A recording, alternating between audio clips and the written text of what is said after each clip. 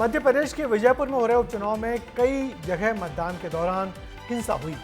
दोनों पार्टियों के कार्यकर्ता कई बार आमने सामने आए और एक दूसरे पर फर्जी मतदान कराने का आरोप लगाया। विजयपुर थाना इलाके में सेक्टर मजिस्ट्रेट पर भी करीब 50 लोगों ने हमला कर दिया।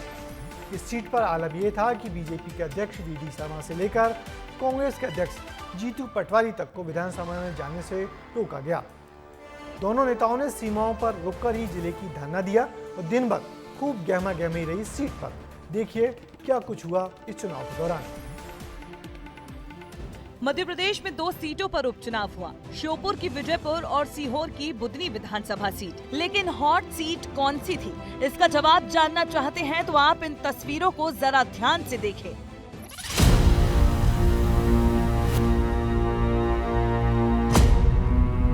की गुंडागर्दी नहीं चलेगी।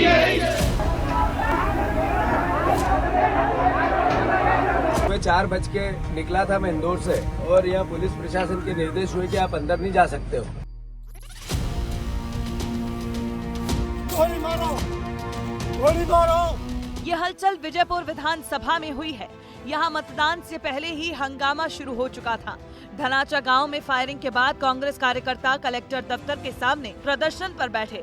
पुलिस ने शांति भंग करने और आचार संहिता के उल्लंघन के आरोप में देर रात 15 कांग्रेसियों पर मामला दर्ज कर उन्हें जेल भेज दिया, जिसके बाद कांग्रेस के सबसे चर्चित विधायक बाबू जंडेल गुस्से में आ गए और अपना कुर्ता फाड़ लिया। डालो, क्यों खामोश हो? मेरे गोली मारो, तुम पुलिस वाले में इतनी दम, गोली मारो। हालांकि पुलिस पर उनके इस ड्रामे का कोई असर नहीं पड़ा और मतदान से पहले ही कांग्रेस प्रत्याशी मुकेश मल्होत्रा को नजरबंद कर लिया गया। जब कांग्रेस ने सवाल उठाए तो बीजेपी प्रत्याशी रामनिवास रावत को भी नजरबंद किया गया। वोटिंग खत्म होने तक दोनों ही प्रत्याशी पुलिस कस्टडी में रहे। मैंने भी अपने मतदाताओं से अपील की है कि शांतिपूर्वक और अधिक से अधिक मतदान करें। मैं समझता हूं कि पच जाने की बौखलाहट से जो वर्तमान में नेतृत्व है प्रदेश में कांग्रेस का, उनके रहते हुए एक भी चुनाव नहीं जीते। पच जाने से रोकने के लिए ये अफवाह फैलाकर दुष्प्रचार कर रहे हैं। विजयपुर में उपचुनाव को लेकर हालात ऐसे बने कि इस सीट को संवेदनशील घोषित किया गया, जिसके बाद चलते मतदान के दौरान कई जगहों पर हिंसा भड़की। विजयपुर थाना इलाके में सेक्टर मजिस्ट्रेट यतेंद्र छारी जांच करने पहुंचे थे तो उन पर करीब 50 से 60 लोगों ने हमला कर दिया।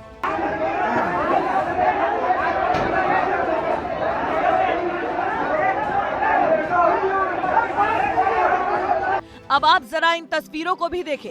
एक तरफ बीजेपी अध्यक्ष वी.डी. शर्मा हैं तो दूसरी तरफ पीसीसी चीफ जीतू पटवारी। दोनों को ही श्योपुर जाने से रोका गया था तो दोनों अलग अलग जगहों पर अपने अपने कार्यकर्ताओं के साथ धरने पर बैठ गए। जीतू पटवारी राजस्थान के झालावाड़ से कोहाजापुर बॉर्डर पर पहुंचे तो पुलिस कर्मियों ने उनका कारवां रोक लिया। पटवारी करीब 1 घंटे तक खड़े रहे लेकिन पुलिस ने उन्हें श्योपुर नहीं जाने दिया। मुझे समझाओ कि मैं राजस्थान में रहूं, मैं प्रदेश अध्यक्ष हूं कांग्रेस पार्टी का, मुझे अंदर इसमें प्रवेश प्रदेश में नहीं करना, राजस्थान जाना है। क्या है निर्देश? मतलब पूछ लो कि क्या राजस्थान में जाए, पूछ लो, मैं राजस्थान चला जाऊंगा। इधर शिवपुरी के रास्ते श्योपुर जा रहे बीजेपी अध्यक्ष वी.डी. शर्मा के काफिले को भी पुलिस ने बॉर्डर पर ही रोक लिया था।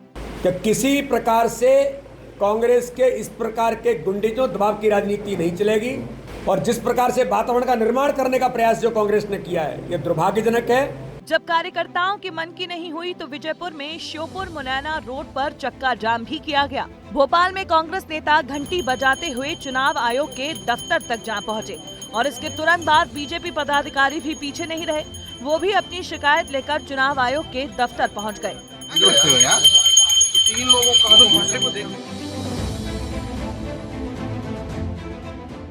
देखिए हमारे पास शिकायतें आती हैं और छिटपुट ऐसी घटनाएं भी हुई हैं जो बाहर हुई हैं मतदान केंद्रों के, जिनमें झड़प हुई है एक दूसरे गुट में।